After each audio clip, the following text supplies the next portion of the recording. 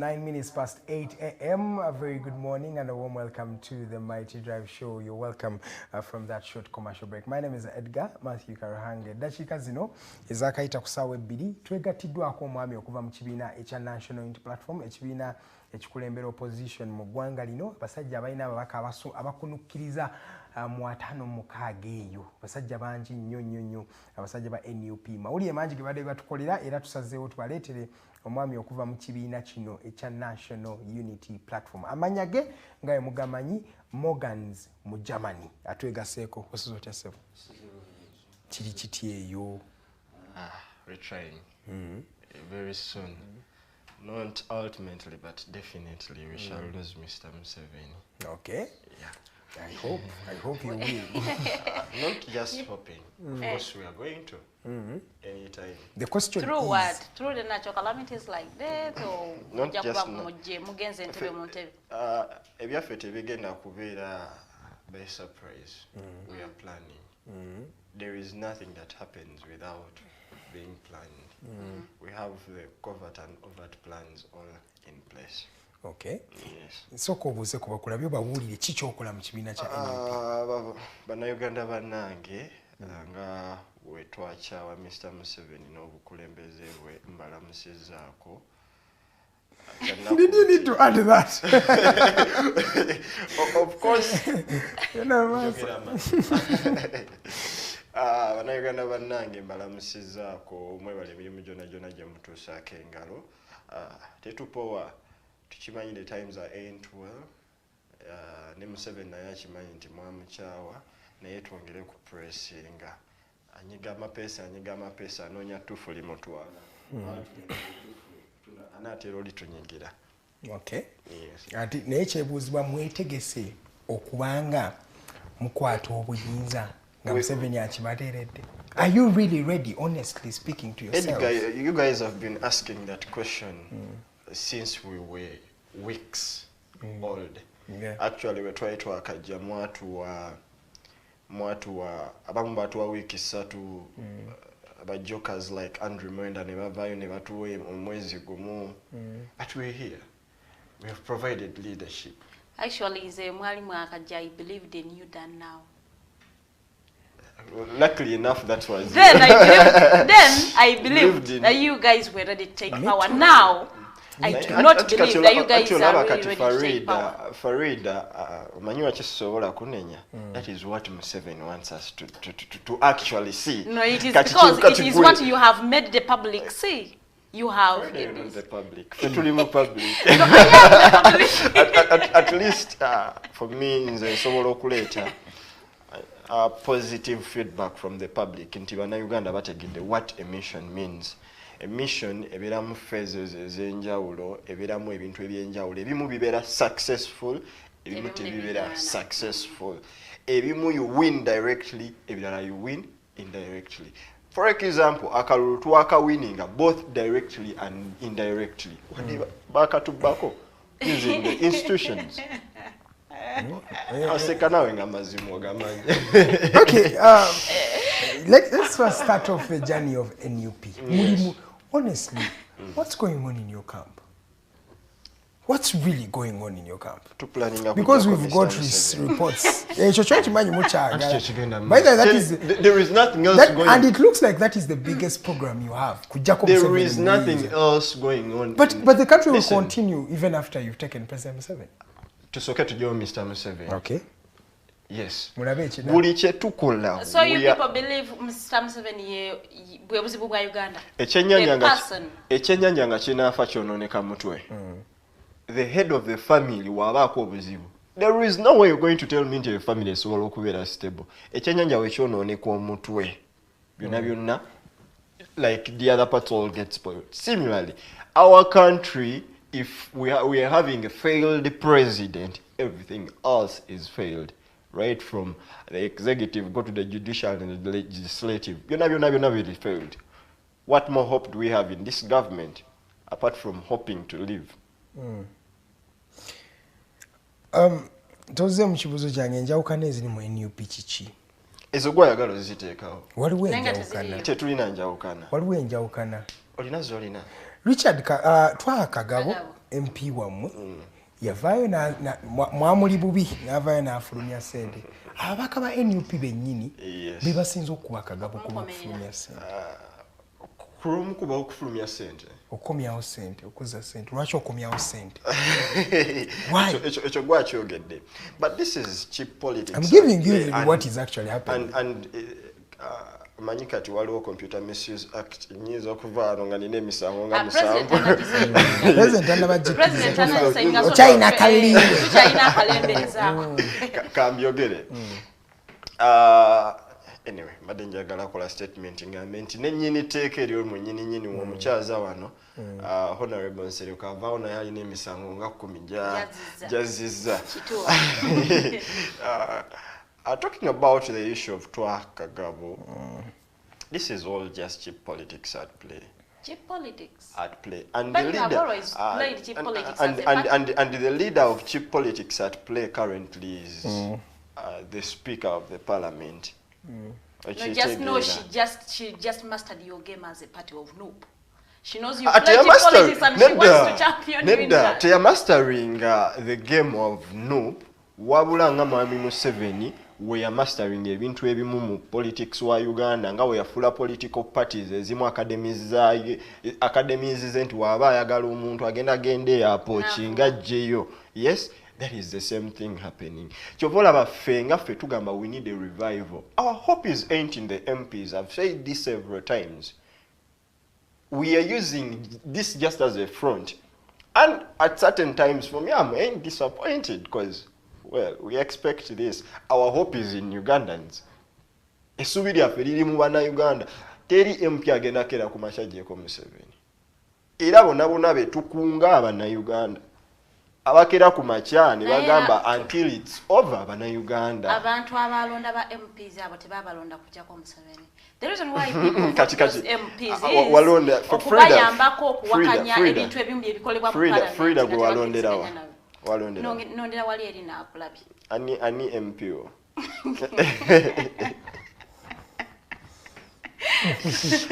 Different people have different reasons. Hello, MPO. No, different people have different.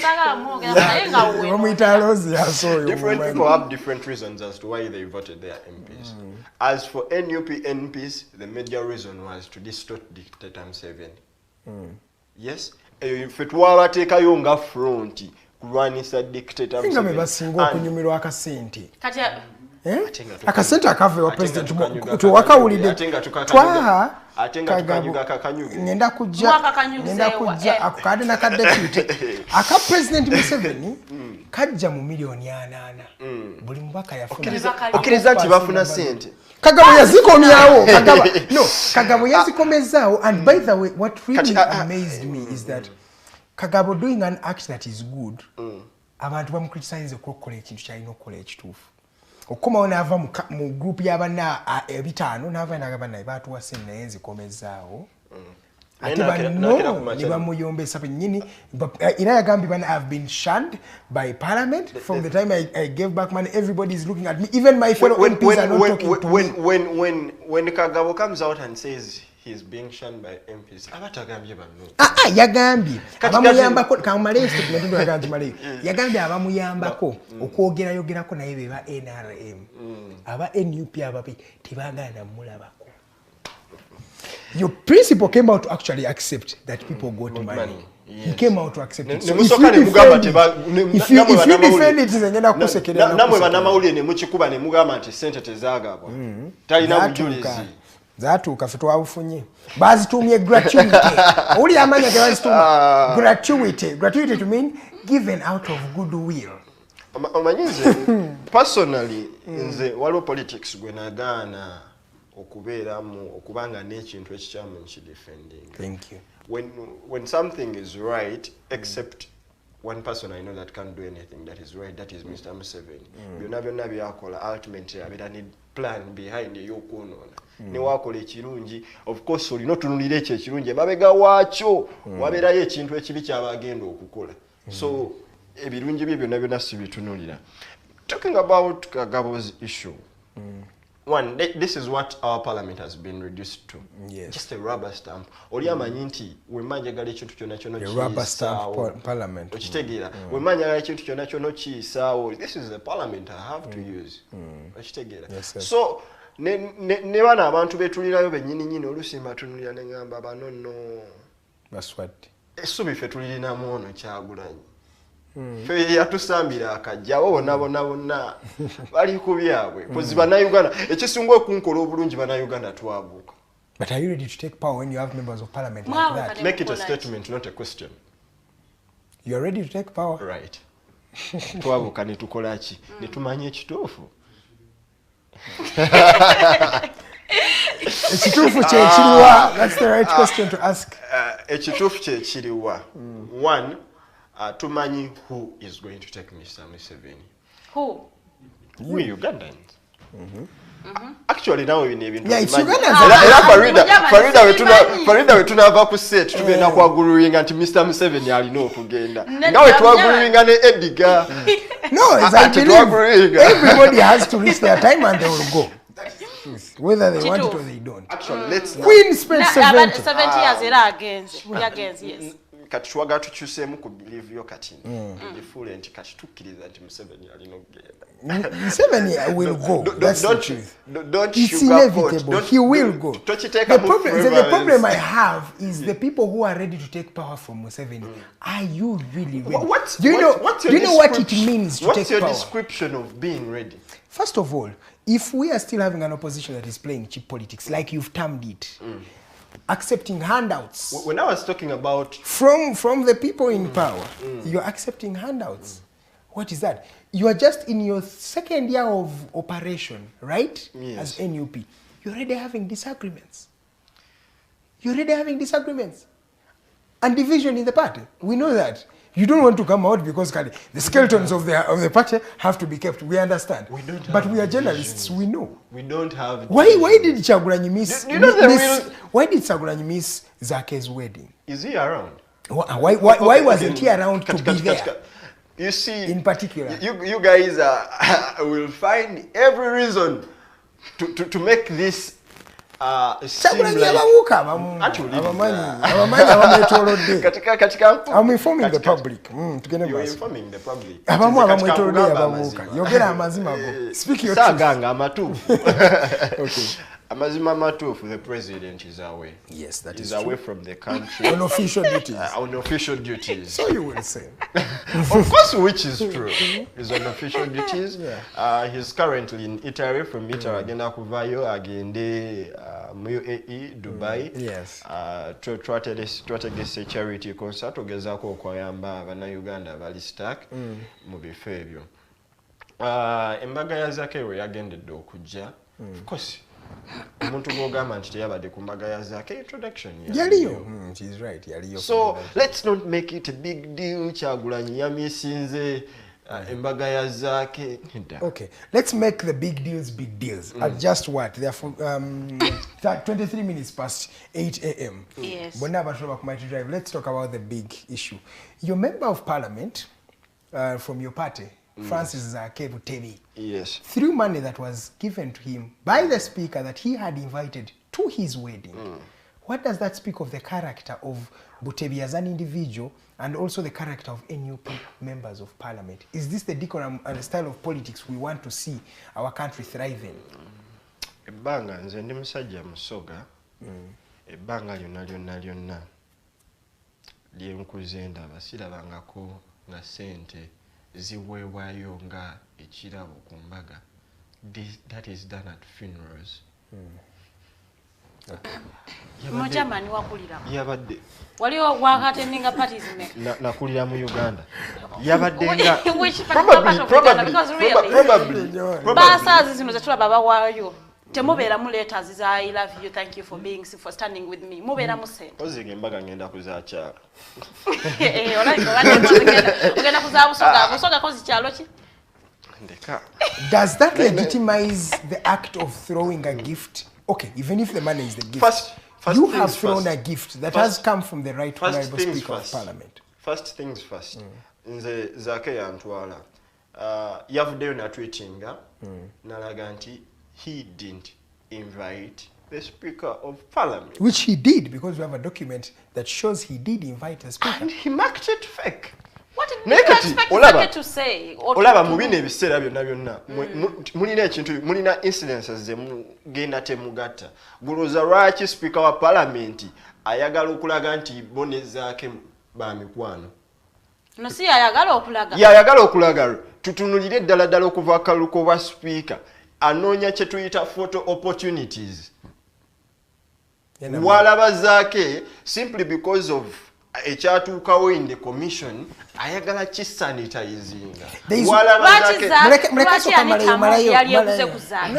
Lwaki yandeguze ku Zaake? Which kind of position does Zaake hold that Anita Among would be so much interested if Zaake didn't hold any position, wouldn't be talking about him. But because we are talking about him because he's an MP of the public, and what he did was let our guests. So Farida is becoming the spokesperson of Anita Among. No, I am not the spokesperson of Anita Among. I am just raising questions that any other Ugandan would raise. You're becoming savage. I say, no, but Mugermani, the fact is, you're talking about sensationalism. I want to speak with facts. Mugermani tell me kwogera mazima. It's what they call a situational irony. Mugermani akyusiza ekintu ekitunudde bwe kiti n'akikyusa n'ekitunula bwe kiti. The thing is this. I saw that moment when they were going to vote for the Speaker of Parliament. Right Honorable Joel Senyonyi, yes, with the Right Honorable Butebi Zaake, came from where they were seated. Went to where Speaker Anita Among was. And they gave her a hug. If my producer Arnold can actually look for that video, it is okay. She moved from where they moved from where they were. Two of them, they went to where Speaker was. They hugged her. Senyonyi went first, Butebi went second. They hugged the Speaker of Parliament. Kati nze kankujukiza kyala mu video. What did you say? You have time to be the spokesperson of Anita, so I am keeping quiet. Let me give you scenarios. One scenario is Francis Butebi, according to letters we have, he caught and invited the Right Honorable Speaker to his wedding. The Right Honorable Speaker wrote back. It is on record. She wrote back, and I'm giving you this information as a journalist. She wrote back. She said, re-attend. Let me first finish my scenario.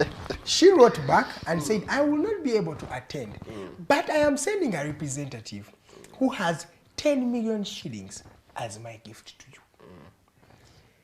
The other thing, the Right Honorable Speaker contributed 20 million UGX to Francis Butebi's what? Wedding arrangements. It was her contribution, 20 million shillings, which Butebi accepted in good faith. So why do we reach right now if you're not playing politics that are cheap?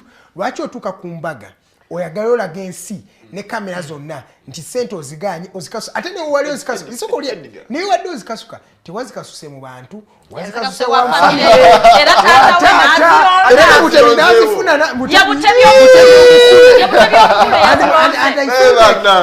Butebi was saying ho because he was yavudeyo ngakwa omwana ona akasuka Don't you feel it was really shaming? I don't want you to talk about as an UP supporter.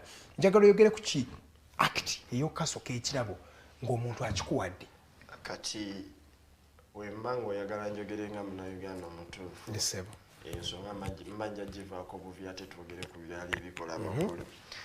Nawe okkiriza mu tekikola makulu. Tekikola makulu kukyogerako. Oba n'ekikola kyennyini. Naye nga obutakivaako nsonga nkulu in the morals of the country. Thank you. If we are to breed a country on culture, nze Zaake tabakuvayo nakola tweet natugamba nti ye takirangako ku makya na invitinga honorable speaker at all costs tosobola kuzikirizamu tosobola kunsuubira kubanga I'll fail to have a benefit of doubt. Zaake ate njiwe ndiwe speaker no. So zaake waba yavuddeyo n'atweetinga n'avaayo n'amaakinga ne ebifaananyi byabadde bitambula around ebya invitation. Actually, because nze nafuna invitation, olaba invitation yadde circulating, it's kinda different from the ones we received. Because I received one. You received for the party, for the wedding party. You didn't receive for the wedding launch. The card that was circulating was an invitation for a wedding launch at Serena something. Yeah, Serena. Now, when I invite you to my wedding launch, am I inviting you to my wedding? I do not know. But the fact that you want me to come and contribute to your party, I don't contribute for what I am going to be part of. Kale katukiriza mujamani tukiriza zaake teyayita Anita anywhere. Kati Anita yetumikiriza nakwata ekirabo nakiwa zaake. Was it the right way of refusing a gift from any other person? Never yandibadde nga normal person nga speaker. I personally can't legislate the way Zaake accepts or refuses anything. Sisobola giregistrate. Buli omu yakulira mu ngeri ye kyetuba tukkiriza. But do you think it's a wrong act for someone to do? If it was your child, would you be happy with them? If it was my child, you would definitely be very happy. All right, thank you so much. I come bagamba silence always is an answer. Togere kuchirana katukuje kuninga because I know but you're also accepting that our politics is decaying by the day. That is what M7 has done to us. Why do you always blame M7 for everything? Why do I blame M7? Who is the leader of this country? Who has always been talking about patriotism? If we don't have patriots in a country, if those that we termed as patriots lost it, if we have a president asobola okujja ku TV and he becomes vulgar, what do you? A president comes and tells us, "Go and eat your mother's something." Osuubira ki mu nsi eyo? But the context of that word, so but let's chill. Let's talk about explanation into for your mother something. No, we do not want to. The context. For me, I want to talk about the context of that statement. When you hear it, wait, Uganda are clipping a country at Morgans Mugermani Chino. If we have a president that will come out and call Ugandans swine. Of course, he's not also a saint. Like everybody isn't. Like Francis, like yourself, like myself, like Farida. Okay, let's talk about the disagreement between two arms of government. In fact, there have been many arms of government contradicting. In the judiciary, we are seeing a contradiction between the permanent secretary and your judge, the one who really came out, Chisache, who stood and said, I have to read my minority judgment.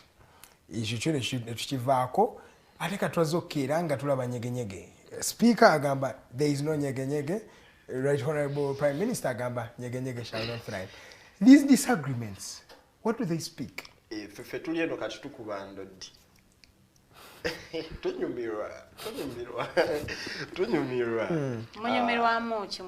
Tunyumirwamu ki because bajjayo ekituufu ekibali munda ffe nno kiba kitukolera bannayuganda baba beeyongera okubuuka kuba kati okera ku makya n'olaba nga Amongi ayogedde kino ate ani Prime Minister PM naye n'avaayo n'ayogera kino Anita nagamba, you know what, nyegenyege will go on. PM nagamba, rather, Anita nagamba, it won't go on. PM nagamba, it will go on. Banobo nabona notunulira kubona ni asinga amanyi. Ngolabira dala we have somebody who is third in government. Aranagana ne cabinet, but it's not of a surprise. It's not of a surprise. We are having a government whereby the decisions are made by one person. But no decisions are what is mattering. Oba mukozechi oba mukozechi Museveni has at most times told us he can send the parliament into tribunal. Yena akola byayagala. ekitegeeza oba palamenti esazeewo ki oba esazeewo nyegenyege egende mu maaso oba tegenda mu maaso waliwo agenda okukola indecision.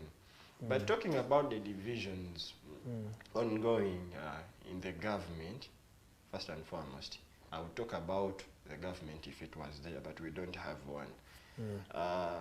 In the so-called government, yes, so we have lost what we call a staunch of power. And ekifo okubeera eky'amaanyi kisinziira ani akirimu. That is what is currently happening. Okay. Singa tuddira Salim Saleh ne tumufuula prime minister, ate era so akubeera prime minister ng'ono omuvibi gwe tukola ki? Gwe tulina. So kati buli omu, these are ping pongs just trying to play around. Kwega abalwana tebalina maanyi. Bali mu drama wetu batugamba. The speaker said, as long as I'm the speaker, nyegenyege will not happen. It was clear. It looks like it's cleared. It was cleared. Ne guidelines abantu wadde subira ntugenda zigoberera. Subira ntugenda. Okulaga nti tewali power. Who is going to enforce them? The police. Look at Kenya's government. We've just seen a very organized system, and they're just a stone throw away from us on the east of our side. They're just there. They basically understood that we need to come back on board as a country to test it. Naye Mr. Museveni wetu kati omutango ogwo bannayuganda temusobola kubaako naye mugutambuliza. Andowooza kati olaba abalina ogusasula ate bagamba bannayuganda temulina kubaako ngeri gye ninga be bannayuganda balina ogusasula ate gwe mwennyini bagamba temulina. Now who are you expecting to pay the price, yet you who is supposed to be paying the price is pushing it to somebody else? We need to move this discussion away from politics and put it on Uganda as a nation. And basically understanding kino kigenda kukolebwa bannayuganda nze Farida ne Edgar tulina okujja ku board tukkirize nti kino na kino tekiri going right. What price exactly are you talking about when you say they paid the price? When I talk about them paying a price, it begins with understanding that before I'm NUP, I'm Ugandan. Before you're NRM, you're Ugandan. And it begins also with the understanding that tomorrow NUP would be normal, but Uganda would be still here. All the decisions is tukola zirina kuba nga ziza Uganda kuntiko. Wakitegeera. Fena we tunategeera kyo that this is about Uganda. Nitudda ku board nga the decisions we are doing tuzikolera Uganda. Nga amateeka ge tukola, they are not targeting anybody. Nga they are for the sake of Ugandans, then we shall be ready to go. Genuinely. Kenya yo lwategeera ekyo. Ne badda ku board ne bategeera which reforms ze balina okukola okusobola okumuvinga. It's actually right, because ne wadde olaba mu kalulu kano Raila ne Ruto bonade bavayingira Ntebe naye nga bonna balina ekintu ekibayuniting, they were all standing for peace and all saying that Kenya remains Kenya. We're doing this because of Kenya. So Kenya has to remain after us, which is not a culture that we are having here. Okay, ndabo bude butwala kanti ndigwa. Commentinga ku kisachi, justice kisachi engeri gye bamuyisa mu ennaku zino ndoza okuva mu I think last year abadde tafuna musala gwe. Prime Minister Permanent Secretary Pius Bigirimana yasiba omusala gwe ng'agamba waliwo byalina okuddamu. What do you think about the acts that are in that arm of government that you would say is where Ugandans have their last hope? We don't even have the hope there. And it's supposed to be the place of last hope, last resort. Actually, where do you have the hope? In Ugandans, in us. Ekyo mwagutwala mu kooti y'abantu. Ne gukola ki? Ninas. Kyokogende mu maaso. Oli muntu wagusala. Hey man, Farida. Asikusalangako nze banaye sikufunangako Memo musango Morgan. nategedde Farida gyagwa. I'm thinking of anything. The problem is when you disagree with the National Unity Platform, Simaze yo statement yange. No, simaze yo statement yange nayo ddukiddewo. It's okay, Ntegedde but nti Farida gwa ku side yange wadde ayambadde ye. Talking about Justice Kisaaki, byonna byonna ebibadde bituukawo ku Justice Kisaaki fena tubadde tubigoberera. Ebyatuukirawo ddala lwennyini olunaku lwe yalina okusoma minority judgment ye. Amasanze bagajjako. Olunaku lwasooka amasannyalaze ne Office ne bazikala. ate n'akomawo olunaku olwokubiri ne babeera mu muzannyo. Naye that is what exactly happens when we are living in such times, dictatorial times. Ffe tulina kugumya bugumya Justice Kisaaki. Ffe twasuubiza tugenda muzimbira ekijjukizo. We are coming up with a statue of Justice Kisaaki for standing the ground amidst crookedness nti mu generation gye tulimu oba in the times we are in okuyimirira ku mazima nga musango. So twagamba tugenda kuvaayo ne statue ya Justice Kisaaki tufune we tugiteekawo kumuuploadinga for the services she has rendered towards the country. If we had Justice Kisaaki nga bataano nga be bakulembera judicial system twandibadde ku line okuva ku bano nga Museveni yasalawo abasinga betulaba bajja kusoma what is already on paper babawabiwe nti guno omusango gulina kugwabwe guti koti ze tulina ennaku zino Museveni kati yasalawo nti kati oyo mumuwe obuwanguzi, give them some little happiness, mubasanyuseeko, sanitize the judiciary mugirage ng'ekola. It is what it is. At just 41 minutes past 8 a.m. You're still watching the Mighty Drive Show. My name is Edgar. I am with Morgans Mugermani, a gentleman who's coming from the National Unity Platform. Before Farida reads some of your comments, we're also going to delve into what is happening in Kasese and Bulambuli. Kasese, 16 people have died due to landslides, and of course yesterday in Bulambuli we recorded one gentleman who passed on in that particular regard because of a flooding and the rest of these things that happen. Natural calamities have been hitting the country. Morgans Mugermani, in ensonga tujja approaching tutya, have we given it the utmost importance it deserves? Are we doing enough? Speaking about natural calamities, njagala okikatire wamu ne enjala eri Karamoja. I read a very, very worrying statistic yesterday that there is a woman who was found dead in her house in Karamoja, dead, but her baby was still suckling her breast. So sad. So sad. So sad. As that happens, tukyagula emundu, gananga sese, tukyagula emundu, tukyagula tiagasi.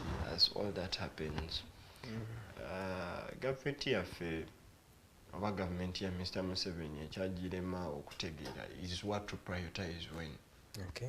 Okitegeera tetumanyi di kutunuulira ki nti abantu newe banaaba bafa sente ezisinga budget wenafuluma zigenda kubeera directed ku security, of which tetufunangako bulembaganyi. Waliwo eyagamba ku sente zetunoonera ku security tutegekeyo ka friendly match ne ba Al-Shabaab kwekubamu bwekubiri tuspendinge ku sente. You want to say tulina okugula ebyo tulina okwetegeka nga tufunye obulombaganyi? Prioritize. Kyengezaako tegeeza. Sigambye nti security tetugiwa sente. Naye olaba nga security is somehow stable. Cut its budget. Sente zino zifuneke walala yezigenda. Tulina Ministry ya Disaster Preparedness. It is not empowered in anyhow. Wesanga nti ministries zino zeetaagamu abantu abakugu. Naye abantu betuteekamu, these are people that are not specialists in the field. And sometimes reports zivaayo ez'enjawulo before even these things happen. That's the truth. I was going to mention it last week, in fact like 2 weeks ago. Red Cross yafulumya warning. Gegamba abantu be Kasese. River Nyamwamba is going to burst its banks and you're going to see a lot of water, a lot of rainfall, which may lead to landslides. But everybody took it casually, business as usual. Singa twalina government efaayo, actually as the report zandibadde tezikolebwa na just Red Cross yokka. Ministry ya Disaster Preparedness yandibadde tufulumiza reports netumanya nti this is coming up nebeera ne overt ne covert plans ezigenda okutereeza ensonga eyo naye ffe solution actually tutegeera ekizibu that this is going to happen ne tulinda tulabe oba kinatuukawo tulyoke tufune ki solutions. Ffe ng'ensi oba nga bannayuganda we need to just stand in with the people of Karamoja and the people of Kasese. This is not the first time it's happening. Emabegako ffe ng'abavubuka ba National Unity Platform twavaayo okera ne tusoloza ebintu bingi ne tubiweereza e Kasese.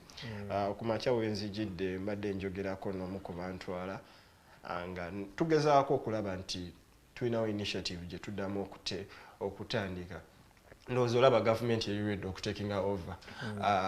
Tugezaako okubaako engeri era gyetuyimirira together with the people of Kasese because as a government that is taking over bayimiridde naffe at all times.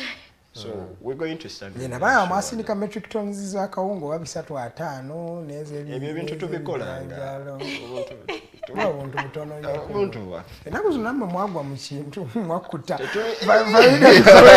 Farida, you're going to be looking at some of the messages. tetulina bye twakuta Temwagwa mu bintu ebiriwa mulinga abakufu nze kati kankubule tosaakera Ssenyonyi ali kukosa sakusi Morgan. Kyagulanyi abeera ku nnyonyi buli lunaku nze tosobola kera kumanya mutebyakasuka ssente Kyagulanyi ennyonyi yali azirinnya nga tanaba nakuyingira politics kituufu. ekyo si kyamaanyi naye nga nze nabangaabakuze omuntu ali hungry eka alinga Louis Rubongoya ali hungry ki ng'eka alinga enjala gweruma omusajja yagenda okujja mu politics already he's established. Yeah, he's hungry for power, but the rest of the people, I feel you're comfortable with the status quo. Who is comfortable? You're comfortable being in opposition, aren't you? I think Morgan chi abantu kye muyina okuyiga naddala mmwe abali mu opposing a government is into when Naddala a situation naddala yes ffe, naddala ffe, mmwe nze nejjeemu mukwano ogenda kwezzaamu nga tuvudde wano abali mu opposing is that when a situation like that happens floods tuleme ate okutunulira nnyo nga ekintu kiza kusaidia government what are you as a party providing aren't you looking at maybe going to sensitize the public like wanatozimba wo temuzimba ku river banks temolera listen. you do that Frida, sensitization Frida, we we know are- the we- government Frida. has We the are- capacity we are for that. Farida. No, Frida. Farida tulina gavumenti nga newonakeera ku makya n'otegeka I person who is talking nakeera ku makya ne tutegeka skilling of youth. It wasn't political. The police nejja ne distorting. That's right, actually right. I can. Kali ne wetunakeera ku There's makya also ne recently tugamba something that NUP did that was actually normal, but I feel like police never. kyangu nnyo kankujjukizeko kati ni first lady waffe oba first lady wa Uganda Yeah, yagendako Luwero. Luwero nga bagenze First donatinga lady wa Uganda yani. Babi Kyagulanyi. Kyagulanyi. Kituufu Gabagamba. kati andi gagenda akkiriza yali Like, agenze who's a Luwero public? The first lady of Uganda is Janet Kataha M7. Their first lady is Babi Kyagulanyi. First lady of Nope. Yeah, Gena Mars. Continue. No, but it's actually right. She went to give sanitary towels to the people of Luwero and some basic things, and police never. ne babatya gas. And it's not the first. By the way, see, I'm not. It's not the playing first victim. time. You see, I know. Genuinely, I believe NUP has not yet prepared itself to take power. But one thing I can do is I sympathize with the things With they them. go through. Baba kume mboko za bwerere. The people who are doing things that you can see intentionally to take power in this country is ANT. And nobody is even seeing them. They're not seeing what they're doing. But NUP is building a foundation for taking power from these people. But it feels like NUP, the ones who are in their comedy... NUP is building a foundation. No, Let me no, not ANT believe that. is building the foundation. NUP Yes. cannot build a foundation because of one thing. You are extremists and radicalists. The problem you have is you think when someone disagrees with you, they hate your president, they don't like you as individuals, they are bad people. The problem is when Museveni Edgar, realizes you Edgar, hate him. Edgar. Let me give you the difference between you and Museveni. When you realize I hate you, you start critiquing me. Nalimba the one on nation Farida ne batuvuma kuva show etanse paka wewedde. Museveni. Let me give you the difference. No. Kati ninyo. This is a disclaimer. We as NUP tulina values that we're standing up for. And one is discipline.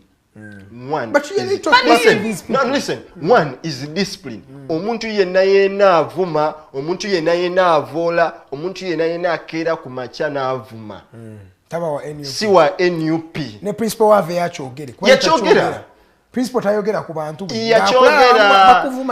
Yachogera.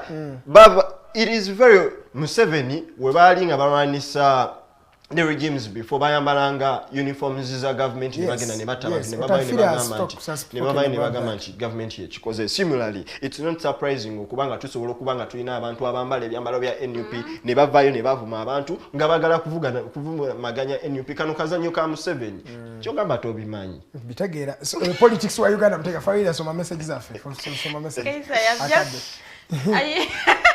I am just happy. Morgans Mugermani from the National Unity Platform. Morgan. Because you have a gentleman who is a spokesperson, but I don't. Let's continue with the conversation. Why is very disrespectful? He's very. Who do you term as disrespectful? How can you stand and clap your hands and praise Mutebi?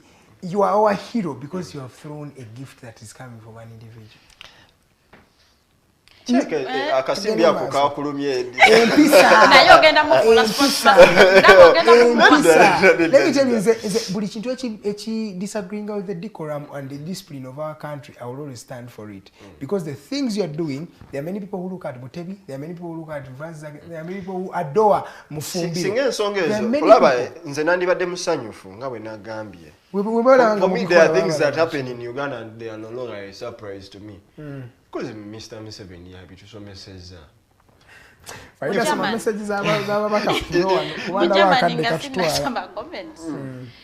Mwayingira mu politics nga waliwo unemployment. And when we saw you, fitwalaba hope. And when we see hope is, we expect you to bring alternatives. So what alternatives are, since you are a youth leader, at unemployment, affecting are there any other alternatives? Are there any opportunities that you are creating for the youth as a party of no? In NUP, we have what we call the High Council, that it's a desk that takes all pressure groups. We have different pressure groups within NUP. Yes. That do different activities for us. High Council is in charge of making sure it plans kuraba vubuka.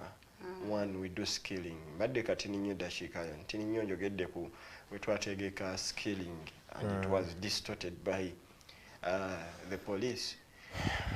Tukola ebintu bingi. Lwakuba mwe kyemwamanyira nti buli NUP kyekola evaayo n'ekiteeka mu ki? More cameras. We are doing so many things behind cameras. We are doing so many things. We are doing skilling to somesa and basically ebyetusobola okukola pa now creating opportunities mu ngeri ezisoboka. Because ekikulu saawa zino tosobola kungamba nti tusobola okukwata ssente ne tuziwa buli muvubuka gwe tulina. But we can't give them a skill. We can't give them something that you can't be doing at the moment. Okay. Mugermani, the next time we bring you here, I want you to come with statistics like, yes, we have skilled this kind of people. We want those statistics because njasooka kwebaza nti watulonda omulundi ogwaggwa otulinamu essuubi lingi kati ninyo Farida ne statistics wano ezenkana zitya nga tukeera ku makya ne bwe tunagamba kati first lady waffe alina NGO oluusi gye tweyambisa okuskilling abawala naye kati time for graduation comes and they are tear gassed. Ne bwe tubayo ne tugamba kati tukola gye tubadde twogerako ennyini yali graduation babakwatiya gasi ne tumana ne tufuna akafo akalala akatini we bakolera graduation niwe tuvaayo ne tugamba omanyi government ya M7 eno erina aba spies recently twali tulina gye twali tugenda mu kyalo nga tulina skilling service gye twali tugendako we call them outreach naye twakwatibwa mu kkubo the drone we were in neyimirizibwa mu kkubo naye mukimanyi nti ogenda bw'oba ojja ku kyalo nga Makindye naddala Lukuli n'Anganda olina osooka n'olaba chairman ID yange ekomawo nga Munnayuganda ID yange nga Munnayuganda you have to inform the chairman I'm going to be in your area which so kulinde ko oyogerera mu teweka ki the police I'm going to be there and which I'm going to do which law is that which law is that oyogerera mu teweka umona leba mukori sad nno yondo sad yali mukalulu n'akaddo kama emisinde nga kamu zitoyeredde nagamba wayi nakomayo 10:10:6 thank you for watching honorable Agambia he's watching us from Namutumba thank you sad for watching us ate omukulu muchala birungi Hadija agamba morning everyone comments ezimu zebaza sijja zisoma nenga Morgan sibula abatwabyo nakulwalero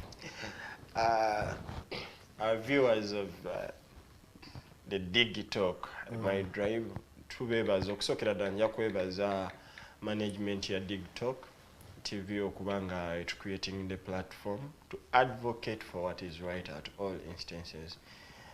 What I'll leave for Ugandans nze njabasaba kintu kimu tusewe dembe tubanje dembe hate can't drive away hate only love can until the principle that holds one man superior and one man inferior is destroyed and totally distorted it shall be war tubeere baddembe naye ate tetumanyiirwa tusigale nga tuli assertive eno gavumenti teri agenda jujjako nga siffe mwebale kusigala nga muli hopeful wadde ebimalamu amaanyi bingi naye tusigale nga tupambana nga president waffe Robert Kyagulanyi Ssentamu bwaze nga tugamba nti omuliro ogutwakiramu gukira agamba buno obusajja tubusobola no like there is something about the noob people is that they have been indoctrinated to really want to speak like their principle to do everything like their principle. I am just seeing Morgan and his actually I'm just seeing if someone is out there listening not seeing Morgan they would think maybe Kyagulanyi is in this. Now the thing is as the mother cow eats the mother calf also sees how they chew. And by the way, it's good. Yeah. It's actually good because the anointing is flowing through you. Isn't that good? Thank you so much, Mr. Morgans Mugermani, for coming through. Thank you so much, the entire DiGiTalk team. Thank you, Rogers. Today I have a thank you. Faida tagenda kusibula nkyagenda beera wano. So mwebalire ddala abatulabye olunaku lwaleero. Special shout outs to Mr. Mokose Arnold Anthony for making sure this is a success and Teddy Tenjo Nabukera. Thank you so much. Special kudos to Mr. Norman Tumuhimbise, the vision bearer and executive director DiGiTalk TV. Thank you so much for doing a tremendous job. Tonight we'll be having the hotline show happening at 7 p.m. Please do tune in at that time with Mr. Abdelatif Mukasa. We shall be right here from 7 p.m. to 9 p.m. I think God bless Uganda. See you tomorrow, same time, same station. Good morning.